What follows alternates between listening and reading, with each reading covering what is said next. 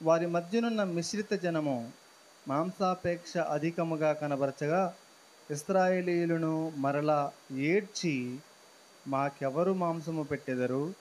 ఐగుప్తులో మేము ఉచితముగా తినిన చేపలను, కీరకాయలను, దోసకాయలను, కూరాకులను, ఉల్లిపాయలను, తెల్లగడ్డలను జ్ఞాపకముకు వచ్చుచున్నవి. ఇప్పుడు మా ప్రాణము సొమ్మసిల్లెను. ఈ మన్నా కాక మా కన్నులెదుట మరేమీ లేదని చెప్పుకొనిరి. ఏం జరుగుతుంది ఇక్కడ అంటే, మీరు గమనించండి.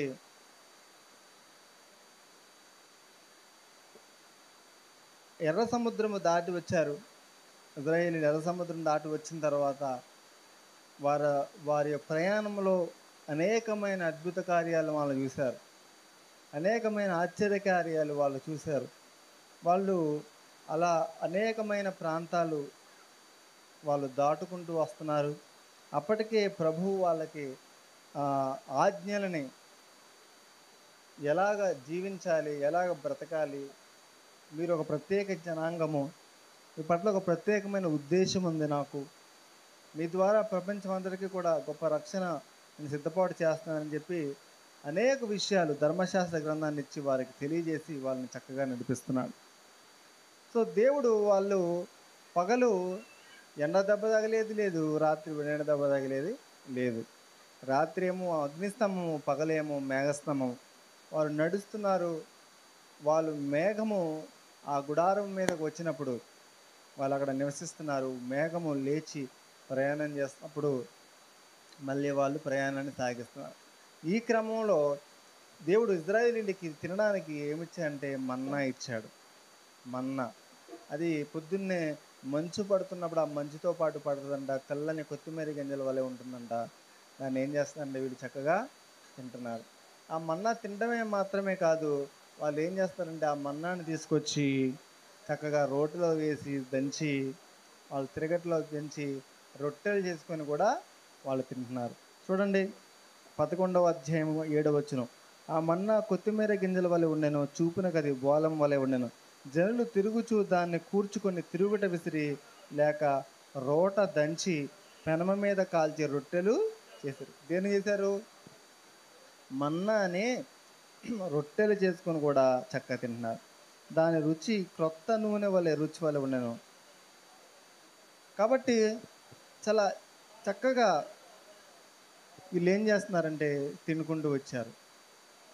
కొంతకాలం తర్వాత ఏం జరిగింది అంటే, ఎవరి గుమ్మం దగ్గరికి వాళ్ళు వచ్చి ఏడుస్తున్నారు. ఏం చేస్తున్నారు? ఏడుస్తున్నారు. చూడండి 10వ వచనం. జనుడు తమ తమ కుటుంబంలో ఎవరి గుడారపు ద్వారమునొద్ద వారు ఏడవగా మోషే వినెను. ఎందుకు ఏడుస్తున్నారు? గుర్తుపెట్టుకోవాలి, జాగ్రత్తగా గమనించాలి. ఏడుస్తున్నారు వచ్చి గుమ్మం దగ్గరకు వచ్చి. కుటుంబాలు దాదాపు 5 లక్షల కుటుంబాలు ఉంటే 20 లక్షల మంది జనాభా సుమారు. కుటుంబాలు గుమ్మాల దగ్గరకు వచ్చి ఏడుస్తున్నారంట. ఎందుకు ఏడుస్తున్నారయ్యా, వీళ్ళు ఏం కష్టం వచ్చిందయ్యా అంటే, వారు మాంసాపేక్ష అధికముగా కనబరచగా మాకెవరు మాంసము పెట్టెదరు, 4వ వచనంలో మాకెవరు మాంసం పెట్టెదరు అని చెప్పి ఏడుస్తున్నారు. దేనికోసం ఏడుస్తున్నారు చెప్పండి? మాంసం కదా, మాంసం కోసం ఏడుస్తున్నారు. ఏమంటున్నారు? ఐగుప్తులో ఉచితంగా తిన్న చేపలు, కీరకాయలు, దోసకాయలు, కూరాకులు, ఉల్లిపాయలు, తెల్లగడ్డలు జ్ఞాపకం వస్తున్నాయి. ఏ ఏ అపేక్ష ఉందండి వీళ్ళకి? తిండిపోతులు అయిపోయారు. మాంసాపేక్ష.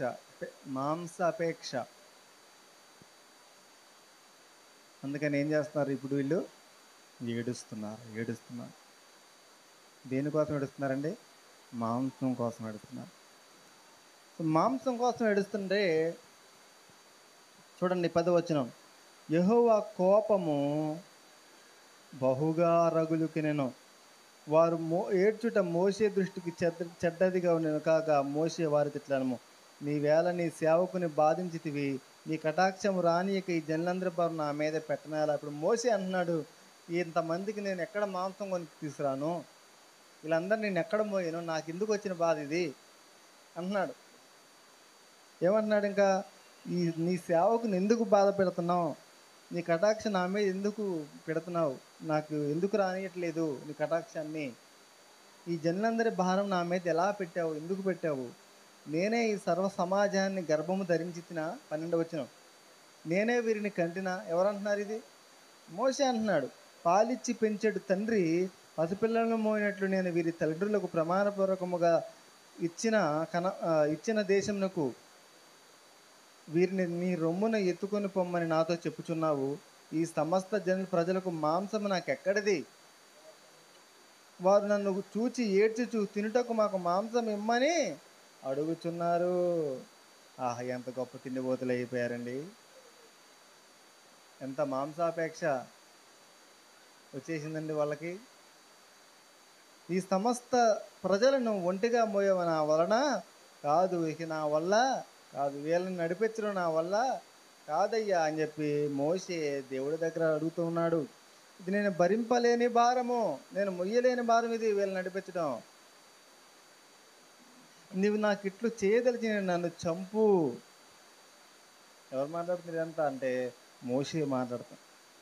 నా మీద నీ కటాక్షం వచ్చినట్టు నన్ను బాధపరచకుండా నన్ను చంపయ్యా అంటున్నాడు. ఎందుకని? ఇంతమందికి మాంసం నేను ఎక్కడ తీసుకురాను, వీళ్ళు ఎలాంటి వ్యక్తులుగా మారిపోయారు చూడని చెప్పి ఆయనకి ఇసుకొచ్చేసింది మోషేకి. అప్పుడు యెహోవా అన్నాడు, ప్రభు అన్నాడు, చూడండి, ఒక 70 మందిని ఉంచి నీ ఆత్మలో వాళ్ళకి నేను కూడా పాలు దయచేస్తా, వాళ్ళు కూడా నీకు సహకారులుగా ఉంటారని కొంతమందిని నియమించాడు. ఆ తర్వాత చూడండి 18వ వచనం, నీవు జనులను చూచి ఇట్లనము, మిమ్మును మీరు రేపటికి పరిశుద్ధపరచుకోండి, మీరు మాంసము తిందురు. ఏం చెప్తున్నారండి? మీరు మాంసము తిందురు, మాకు ఎవరు మాంసం పెట్టుదురు. 18వ వచనం, ఐగుప్తులో మాకు బాగుగానే జరిగినదని మీరు చెప్పుకుంటారు కనుక యెహోవా మీకు మాంసం ఇచ్చును, మీరు తిందురు. ఏం చెప్తున్నాడండి? ఒకసారి చూడండి, ఏం చెప్తున్నాడు ఇప్పుడు ప్రభు? మీరు మాంసం తిందాం అంటే ఇప్పుడు ఏం జరిగింది? వీళ్ళకి ప్రార్థన, వీళ్ళ ప్రార్థన ఏమైంది చెప్పండి? వీళ్ళ ప్రార్థన జవాబు వచ్చిందా రాలేదా? వీళ్ళ ప్రార్థన జవాబు ఎలా వచ్చింది? కన్నీటి ప్రార్థన ద్వారా. అంతేనండి?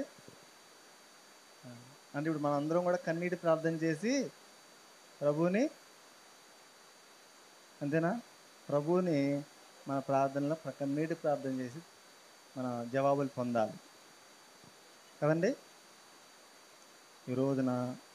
ఈ రోజున మీకు తెలుసో తెలీదో ఒక పెద్ద అబద్ధ బోధ ఉంది, ఒక పెద్ద అబద్ధ బోధ నడుస్తుంది. దేవుడు ఇక్కడ మీరు చూస్తే వాళ్ళ ప్రార్థనకి జవాబు ఇచ్చాడు, నిజమే, కరెక్టే. కానీ ఆ జవాబు ఎలా ఉందో చూడండి మీరు.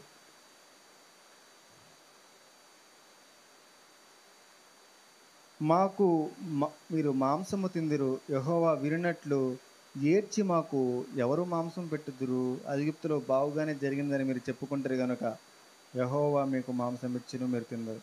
19వ వచనం, 1 దినము కాదు, 2 దినములు కాదు, 5 దినములు కాదు, 10 దినములు కాదు, 20 దినములు కాదు, 1 నెల దినముల వరకు, అనగా అది మీ నాసికారంధ్రములలో ఉండి వచ్చి మీకు అసహ్యము పుట్టు వరకు దానిని తిందురు. ఏలయనగా మీరు మీ మధ్యనున్న యెహోవాను నిర్లక్ష్యము చేసి ఆయన సన్నిధిని ఏడ్చి ఐగుప్తులోండి ఎందుకు వచ్చితమని అనుకుంటురి. ఎన్ని దినాలు తింటున్నారంటే 1 దినం కాదు, 2 దినాలు కాదు, 5 దినాలు కాదు, 20 దినాలు కాదు, నెల రోజులు మీరు మాంసమే తింటారు అని చెప్పాడు. ఆకాశం నుంచి ఒక గాలిని విసరజేస్తే 2 మూరల ఎత్తు, అంతే, ఇంత ఎత్తున దాదాపు 2 రోజులు ప్రయాణం చేసేంత దూరం. చూడండి, 2 రోజులు ప్రయాణం చేస్తే ఎంత దూరం నడుస్తారో అంత దూరం. చూడండి 31వ వచనం, తర్వాత యెహోవా సన్నిధి నుండి ఒక గాలి బయలుదేరి సముద్రం నుండి పూరేలను రప్పించి పాలెము చుట్టూ ఈ ప్రక్కన ఆ ప్రక్కన దిన ప్రయాణం అంతా, సారీ, ఒక రోజు ప్రయాణం, ఒక దిన ప్రయాణం అంత దూరం వరకు భూమి మీద 2 మూరలు ఎత్తిన వాటిని పడజేశాను. ఏం చేశారండి? ఒక రోజంతా ప్రయాణం చేస్తే ఎన్ని కిలోమీటర్లు వెళ్ళగలమండి? ఒక రోజంతా ప్రయాణం దాదాపు ఒక 20 కిలోమీటర్లు నడుస్తామా? ఈజీగా నడవచ్చు కదా. ఒక 20 కిలోమీటర్లు ఈజీగా నడవచ్చు. దాదాపు ఒక 20 కిలోమీటర్ల పరిధిన 2 మూరల ఎత్తున పూరేళ్ళు వచ్చి పడ్డాయంట. సత్తుపల్లి వెళ్ళిపోవచ్చు నాకు తెలిసి రోజంతా నడిచి, అంటే 30 కిలోమీటర్లు. 2 మూరలు ఎత్తున సత్తుపల్లి వెళ్ళేంత దూరము అటు ఇటు స్క్వేర్ లెక్క పెట్టుకోండి. ఇక సముద్రంలాగా ఉంటుందేమో పూరేళ్ళు. ఎలా ఉంటుంది ఊహించుకోండి. నెల రోజులు తిన్నారంట. ఆ తర్వాత జరిగింది ఏంటంటే, కావున దినమంతు ఆ రాత్రి అంతా మరుసటి దినమంతా లేచి పూరేళ్ళను కూర్చుకుని చుండేది. 31 వచనం. తక్కువ కూర్చుకున్న వారు 100 తులములు కూర్చుకున్న తర్వాత తమ కొరకు పాలము చుట్టూ వారిని పరిచిరి. ఆ మాంసం 33 వచనం చూడండి జాగ్రత్తగా. ఆ మాంసము ఇంకా వారి పండ్ల సందున ఉండగానే అది నమలక మునుపే, ఏం చేయకుండండి, అది నమలక మునుపే యెహోవా కోపము జనుల మీద రగులుకెనెను. యెహోవా తెగులు చేత వారిని బహుగా బాధించెను.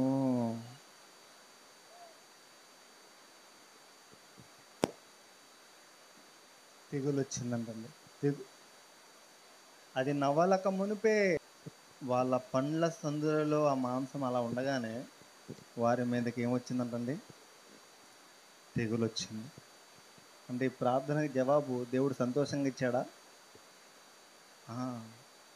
అందుకనే ఒక దేవుని వాక్యంలో ఒక మాట ఉంటుంది. ఏమనంటే, ఒకని ఎదుట సరైనదిగా కనబడు మార్గం కలదంట, తుదకి అది మరణానికి దారి తీయును. సామెతల గ్రంథంలో ఉంది. ఏంటంటే అది, ఒకని ఎదుట సరైనదిగా కనబడే మార్గం కలదు, కానీ తుదకది ఈ సరైనదని కలుతావు, కానీ అది మరణానికి దారి చేస్తుంది.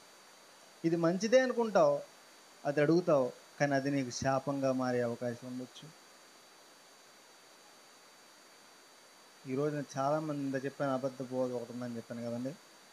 ఏడ్చి దేవుడి దగ్గర నుంచి సంపాదించుకోవాలి అంటే ఏడ్చి జిమ్మికి కాదు. ఏమన్నా, నేను గుంటూరులో ఒక ప్రార్థన ఉందని చెప్పి మా ఫ్రెండ్ దాదాపు 4 రోజుల నుంచి ఫోన్లు చేస్తున్నాడు రమ్మని. దాదాపు 1 సంవత్సరం 2 సంవత్సరాల పాటు మీటింగ్ జరిగినప్పుడల్లా పిలిచేవాడు. ఇక అతను బాధ భరించలేక ఒక రోజు వెళ్ళాను. ఒక నైటు ఒక పగలు ఉంటుందంటే ఆ రోజు నేను ఆ నైట్ మీటింగ్కి వెళ్ళాను. ఆ పగలు మీటింగ్ కూడా నేను అక్కడ ఉండాల్సి వచ్చింది. ఆ నైట్ అక్కడే నేను స్టే చేయడం జరిగింది. తెల్లారుజాము 3 గంటలకి, ఇక 3 గంటల నుంచి ఇక అందరూ ఒక రకమైన వింత శబ్దాలు వస్తున్నాయి ఇంట్లో. ఏంటంటే అందరూ వచ్చేసారు, అందరూ మోకాలేసి ఓ అని ఎత్తున్నారు. కానీ ఇక్కడ అరిస్తే బాగోదు. ఏం చేస్తున్నారంటే కన్నీటి ప్రార్థన చేస్తున్నారంట. ఏం చేస్తున్నారు?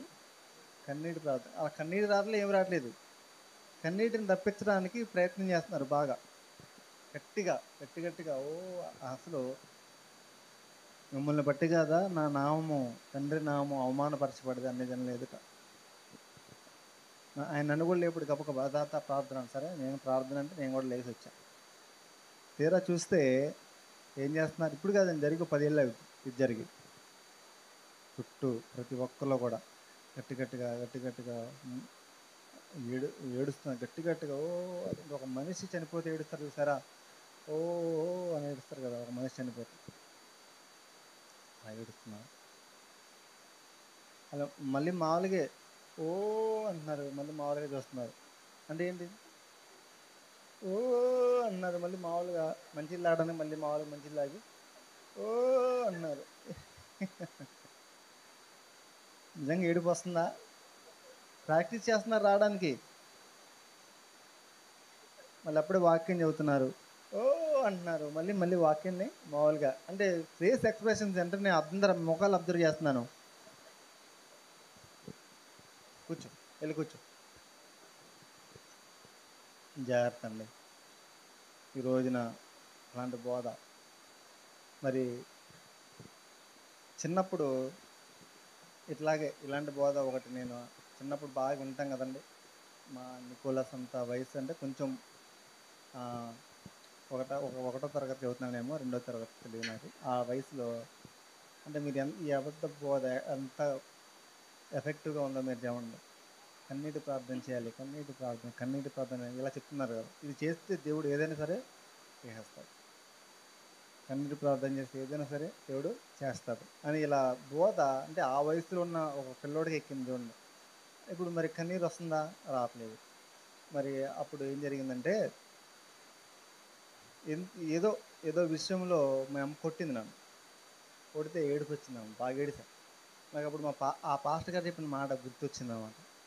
ఏం చేయాలి? కన్నీరు ప్రార్థన. అప్పుడు గబగబా పరిగెత్తుకుంటూ వెళ్ళి ఈ కన్నీరు అంతా తీసుకెళ్ళి ఆ చర్చిలో గోడకి యేసు వారి ఫోటో ఉంటే ఆ గోడకే రాశాను అన్నమాట. అంటే చూడండి, అది కన్నీటి ప్రార్థన అవుద్దా? సో దేవుడు ఎప్పుడు కూడా దాన్ని ఎంకరేజ్ చేయాల. కన్నీరు ఎప్పుడు వస్తుంది, ఎలా వస్తుంది? అదొక ఎమోషన్. అది నీ హృదయంలో కలిగినటువంటి దుఃఖాన్ని బట్టి అది నిజంగా హృదయంలో నుంచి రావాలి. హృదయంలో నుంచి నిజంగా నీకు దుఃఖము, పశ్చాత్తాపము, ఏమండి, బాధ ఇవన్నీ నీలో వచ్చినప్పుడు నీ హృదయంలో నుంచి, నీ కండల్లో నుంచి కన్నీరు వస్తుంది. నీ హృదయంలో జరిగేటువంటి దుఃఖాన్ని, పశ్చాత్తాపానికి పొంగి పొరలి వచ్చేది కన్నీరు. అంతే తప్ప హృదయంలో ఏమీ లేకుండా పైకి ఓ అంటే అది నిజమైన కన్నీరా? అది నిజమైన ప్రార్థన కాదండి. అది అబద్ధ బోధ. జాగ్రత్త గుర్తుపెట్టుకోండి. ఎస్, కన్నీటితో ప్రార్థన చేయాలా? నువ్వు కన్నీటితో ప్రార్థన చేయాలని చేయొద్దు. నువ్వు హృదయంతో ప్రార్థన చేయి. హృదయాన్ని కుమ్మరించి ప్రార్థన చేయి. కన్నీరు వస్తే కన్నీరు గారు. అంతేగాని కన్నీరు రాకుండా ఓ అంటే కన్నీరు వస్తుందా? కన్నీరు వస్తా అది నిజమైన కన్నీరు అవుతుందా? అలాంటి ఇప్పుడు సినిమా యాక్టర్స్ అన్ని ఇట్లా స్ప్రే చేసుకొని కన్నీరు కాదు, నిజంగా కన్నీరు ప్రార్థన అవుతుందా? అబద్ధం. ఒకవేళ అలా వచ్చి నిజంగా అదొక రకమైన రాంగ్ టీచింగ్. ఇంకోటి చెప్తాను మీకు. ఇప్పుడు సరే కన్నీటి ప్రార్థన చేసి ఎలాగో కన్నీటితో దుఃఖంతో ఏదో నీకు కావాల్సిన అనే విషయంలో బలంగా అడుగుతున్నావు, ఇది నాకు కావాలి, ఇది నాకు కావాలి కావాలని ఏడుస్తున్నావు, దుఃఖాన్ని తెచ్చుకొని ఏడుస్తున్నావు. కొన్ని దానికి జవాబు వచ్చిందంటే ఒకవేళ వచ్చిందండి, అది నిజంగా దానివల్ల నీకు ఆశీర్వాదం, ఆనందం దొరుకుతాయా? దొరకవు. జాగ్రత్త. దుఃఖంతో కన్నీటితో ఏడ్చారు, మాకు మాంసం కావాలి, మాంసం కావాలని చెప్పి. మాంసం వచ్చింది, దాని తర్వాత తెగులు కూడా వచ్చింది. జాగ్రత్త. ఈ రోజున నీకు నచ్చింది కాదు కావాల్సింది, దేవునికి నచ్చింది కావాలి.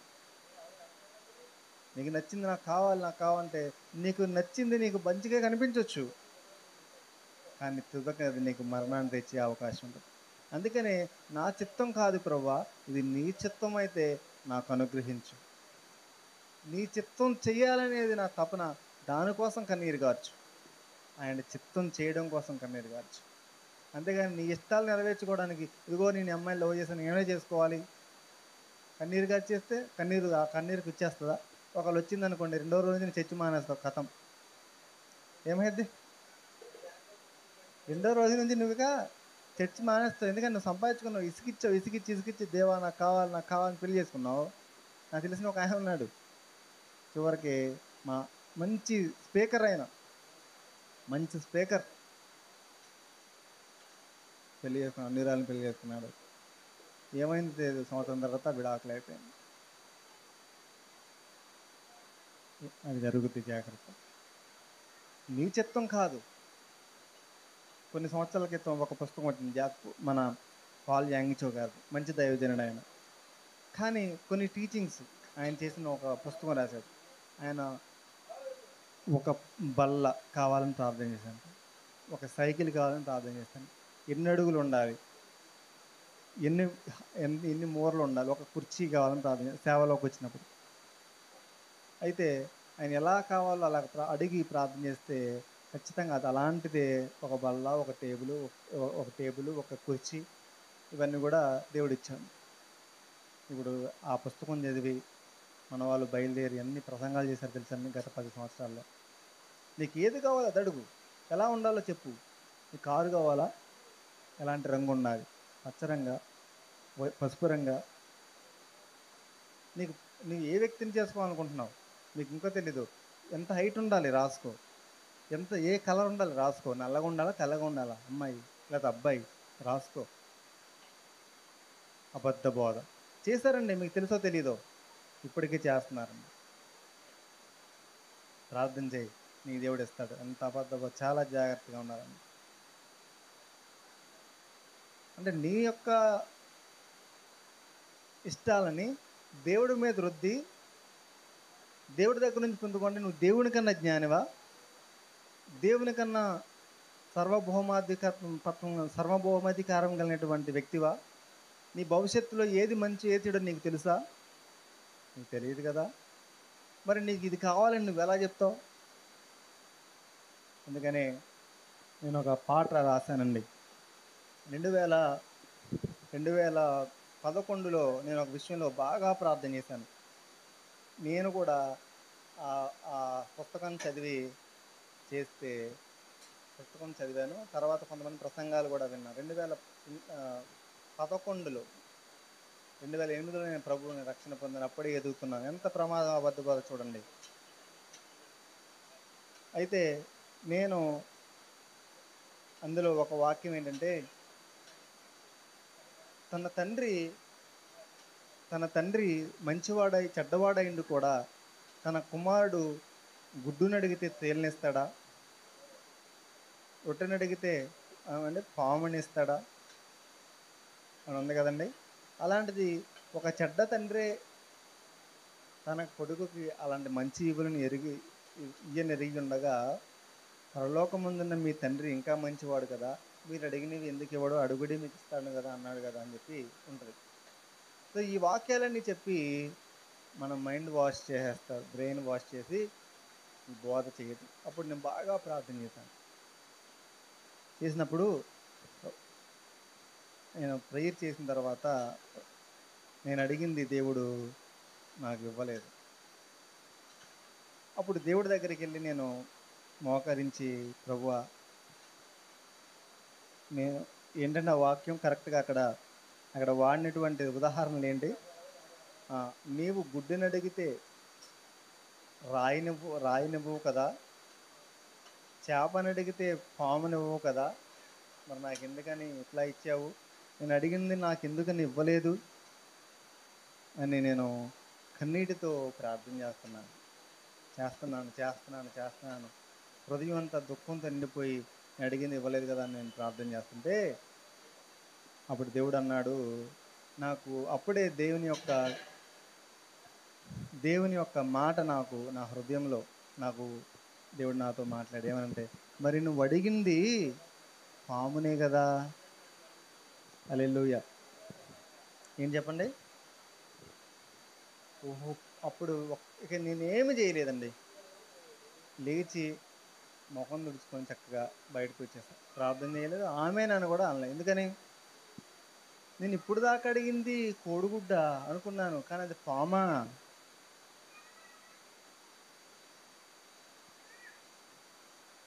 సర్లే నువ్వు అడుగుతున్నావని ఇచ్చేసాడు అనుకోండి, ఏమవుద్ది? పాము వెళ్తుందండి, చిన్న పాము వెళ్తుంది, వాడు కింద వాడు ఏడుస్తున్నాడు, ఇస్తానా నేను? ఇవ్వను. సర్లే ఇటు బాధ భరించలేక ఇచ్చాను అనుకోండి, నువ్వు పడరా అని ఇచ్చేసాను, ఏం జరుగుద్ది? వాడి పరిస్థితి వాడే ఉండకుండా అయిపోతుంది. సో దేవుని విషయంలో ఎప్పుడు కూడా మనం అడిగేది ఎప్పుడు కూడా ఎలా ఉండాలో తెలుసండి, ఆయన చిత్తానుసారమైంది అడగాలి. హల్లెలూయా. ఇప్పుడు నేను రాశాను ఏమనంటే, నీ హృదయమెరిగి ప్రార్థించెడి ప్రార్థనను నాకు నేర్పించయ్యా, నీ చిత్తమెరిగి జీవించెడి జీవితము నాకు నేర్పించయ్యా, నా యేసయ్యా, నా యేసయ్యా, నా యేసయ్యా, నా యేసయ్యా, నీవే చాలునయ్యా, నీవే చాలునయ్యా, నీవు చాలు. నా కనులకింపైనవి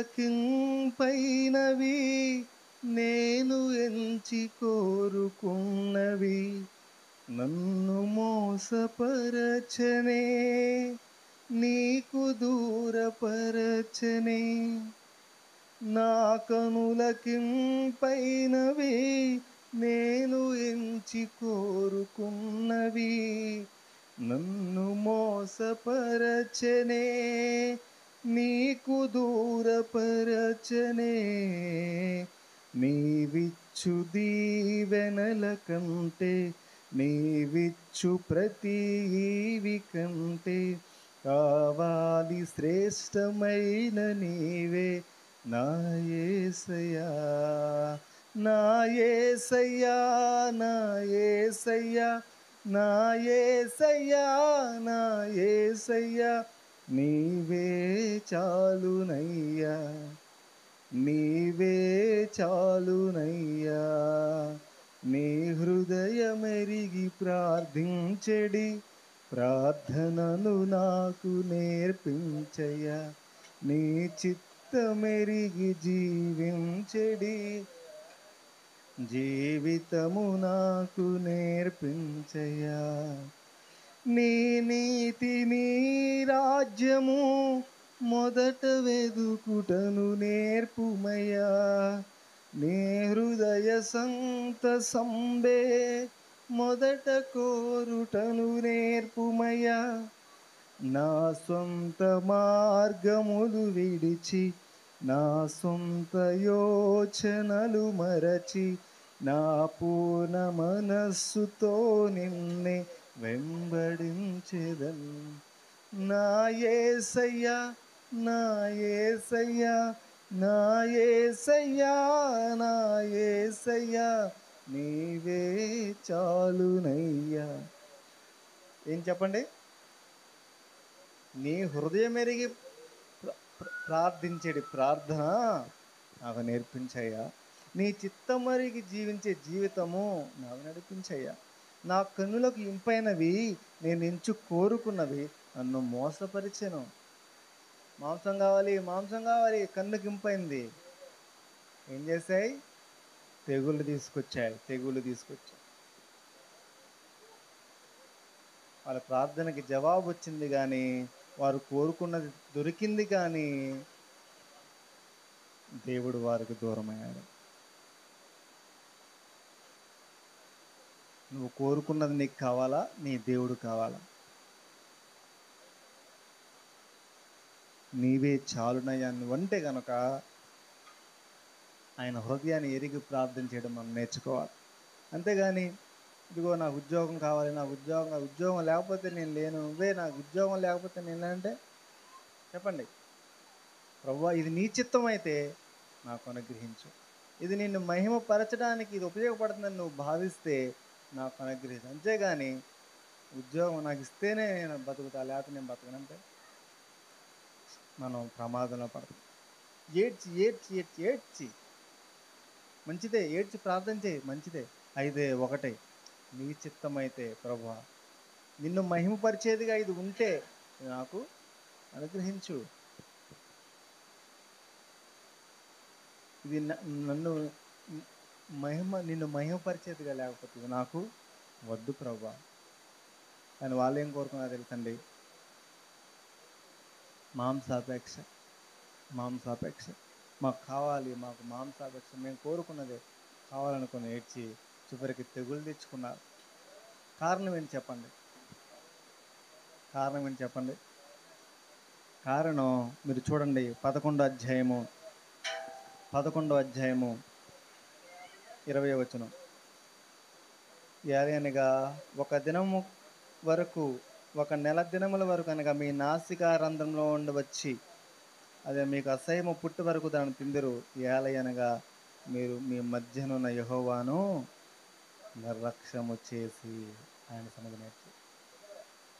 ఏం చేశారు? ఈవిని ఆశీర్వాదాన్ని ఇచ్చే దేవుని నిర్లక్ష్యం చేసి ఆశీర్వాదం కోసం ఏడ్చారు. జాగ్రత్తగా గుర్తుపెట్టుకోవాలి.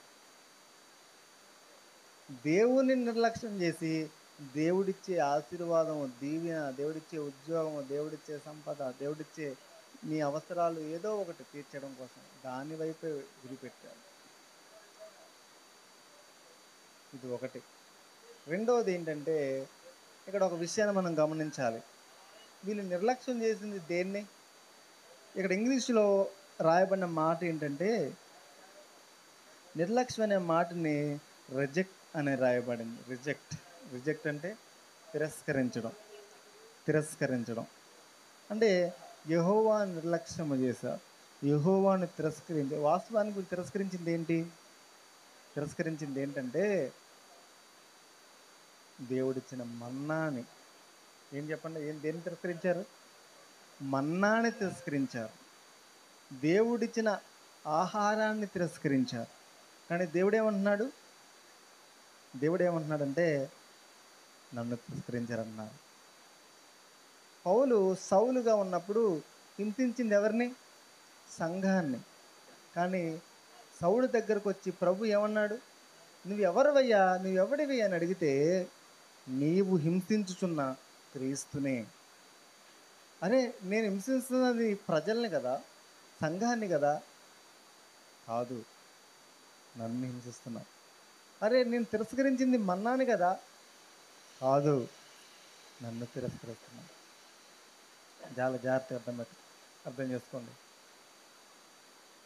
దేవుడు ఇచ్చిన దాన్ని నువ్వు తిరస్కరిస్తున్నావంటే దాని అర్థం దేవుణ్ణి తిరస్కరిస్తున్నట్టు.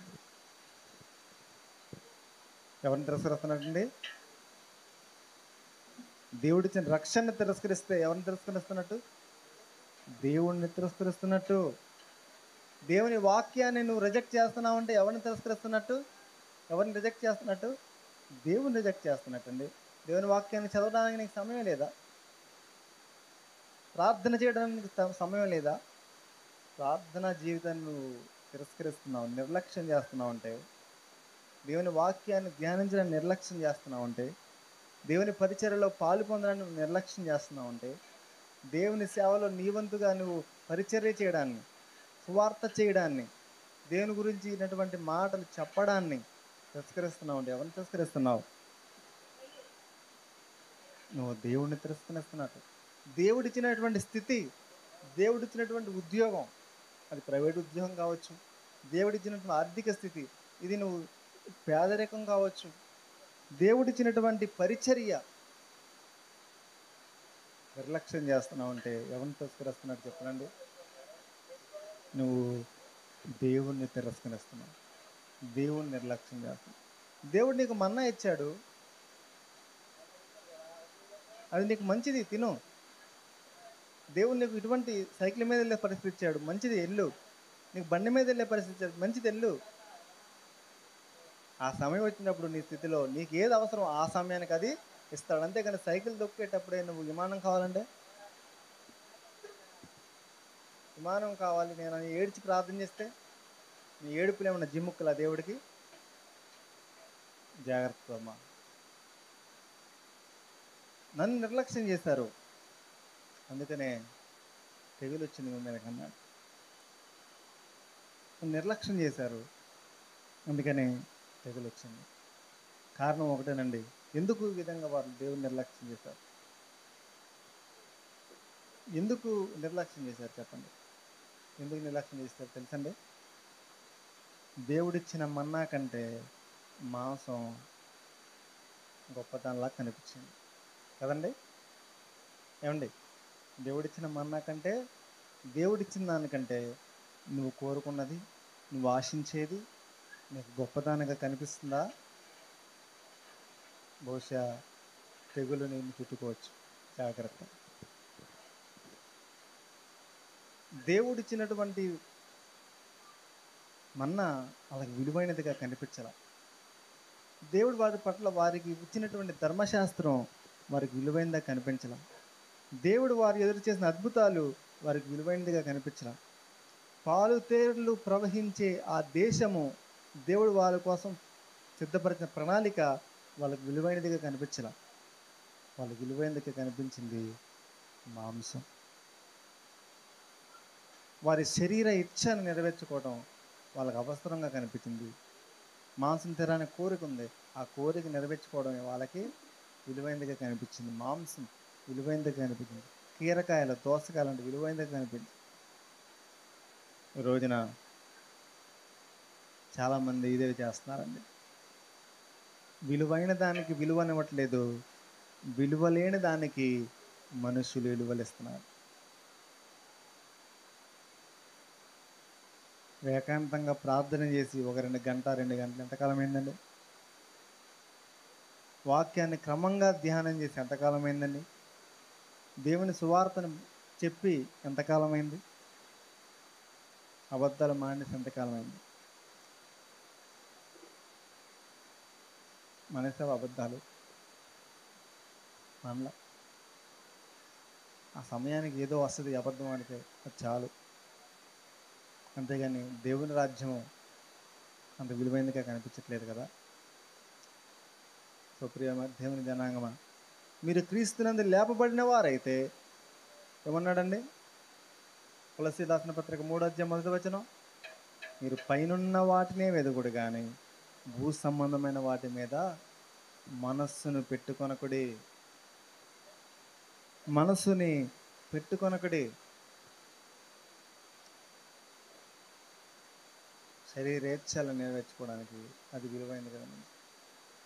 ఈ లోకంలో నువ్వు ఏది సంపాదించినా, ఏది చేసినా, నువ్వు ఎంత చేసినా అది ఒక రోజున నువ్వు విలువైనదని భావించే ప్రతిదీ కూడా దేవుని దగ్గర విలువలేనిదే. Praise the lord.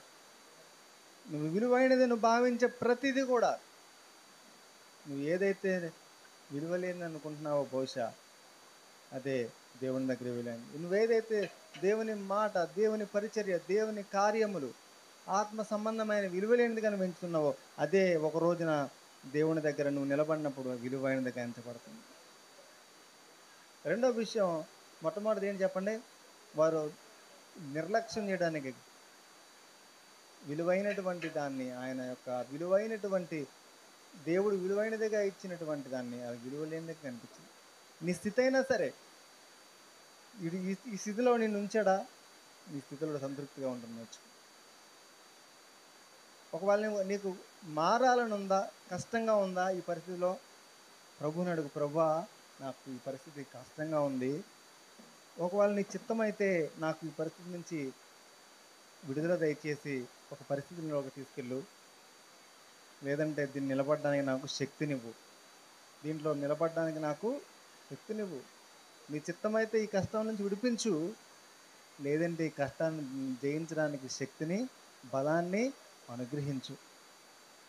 అంతేగాని ఇదిగో నేను సైకిల్ మీద వెళ్తున్నాను, నాకు ఇప్పుడు కారు కావాలని చెప్పి ఏడ్చుకుంటా 40 రోజులు ఫాస్ట్ ప్రార్థన చేశాను, ఒక కారు ఇచ్చాడు దేవుడు. ఒకరు ఇస్తే అది రెండో రోజు యాక్సిడెంట్ అయిపోతుంది. బుద్ధి తీసుకొస్తాడు, మనకు బుద్ధి చెప్తాడు దేవుడు. మనకి నీకు ఇచ్చే టయానికి మనకి ఇస్తాడు కారు, విమానం, నీకు ఏది కావాలంటే అది దేవుడికి అవసరమా, నీకు అవసరమా నిజంగా ఇస్తాడు. నీకు ఇచ్చిన స్థితిలో సంతృప్తిగా ఉండడం మనం నేర్చుకోవాలి. ఆత్మ సంబంధమైనటువంటి దానికి విలువనివ్వడం నేర్చుకోవాలి. మన జీవితంలో ఆత్మీయులుగా ఎదగడానికి విలువనివ్వాలి. ఆత్మీయంగా ఎదగాలి, ప్రార్థన చేసుకోవాలి, సహవాసంగా కూడాలి, సహవాసంగా కలిసి ప్రార్థన చేయాలి, వ్యక్తిగతంగా ప్రార్థన చేసుకోవాలి, సువార్తను ప్రకటించాలి, అవకాశం ఉన్న వాళ్ళని దేవుని సన్నిధికి నడిపించాలి, దేవుని రాజ్యం కోసం మన సమయాన్ని వెచ్చించాలి, మన జ్ఞానాన్ని వెచ్చించాలి. ఇంతవరకు నేను నా కడుపు, నా ఆహారం, ఈరోజు మాంసం తిన్నాను, రేపు ఇలా చేపలు, రేపు మాంసం, రేపు మటను, రేపు ఇంకొకటి అని మన కోసమే మనం ఆలోచిస్తున్నాము అంటే విలువలేని దానికి నువ్వు ఎక్కువ విలువిస్తున్నావు, విలువైన ఆత్మ సంబంధమైన వాటికి నువ్వు విలువలేని దానిగా ఎంచుతున్నావు. బహుశా అది నీకు శాపాన్ని తీసుకురావచ్చు. ఇంకా ఎందుకు తిరస్కరించారు అంటే వారి గమ్యాన్ని వాళ్ళు, వారి పిలుపుని వాళ్ళు మర్చిపోయారు. ఏం చేశారు చెప్పండి? వారి పిలుపు ఎందుకు పిలిచాడు దేవుడు? కనాన్ను తీసుకెళ్తాను, వాళ్ళకి గమ్యం ఉంది. గమ్యం ఉంది. ఆ గమ్యాన్ని చేరేదాకా వాళ్ళకి నువ్వు కావాల్సినటువంటి దానికి ఏది అవసరం, ఆ గమ్యాన్ని చేరడానికి ఏది అవసరం అదే ఉంది. నువ్వు రన్నింగ్ చేసే వ్యక్తికి, ఒక పరుగు పందెంలో ఒక అథ్లెట్గా ఉండేటువంటి వ్యక్తికి రోజు ఒక బిర్యానీ పెడతాడా? తింటాడా? ఆయిల్ ఫుడ్ తింటాడా? తినడు. అది కంప్లీట్ అయిన తర్వాత తింటాడు తింటే. కానీ అది ఆ గమ్యాన్ని చేరడానికి నీకు ఏ ఆహారం అవసరమో అదే తింటాడు దేవుడు. అందుకనే వాళ్ళకి చక్కని మన్నాన్ని ఇచ్చాడు. మరి కాలినడక నడవాలి కదా 40 సంవత్సరాలు. వీళ్ళు 40 రోజులు నడవాల్సింది 40 సంవత్సరాలు పట్టింది. అది మంచిది నీకు. నీ గమ్యాన్ని చేరడానికి నువ్వు ఏ స్థితిలో ఉండాలో, ఏ ఆర్థిక స్థితిలో ఉండాలో, నీకు ఏ ఉద్యోగం కావాలో, నువ్వు ఎలా ఉండాలో ఆయన తెలుసు. అది నీకు ఇస్తాడు ఆయన. దానిలో సంతృప్తిగా ఉన్నప్పుడు మన జీవితానికి సార్థకత లభిస్తుంది. మనం ఆయనకు ఉపయోగపడగలుగుతాం.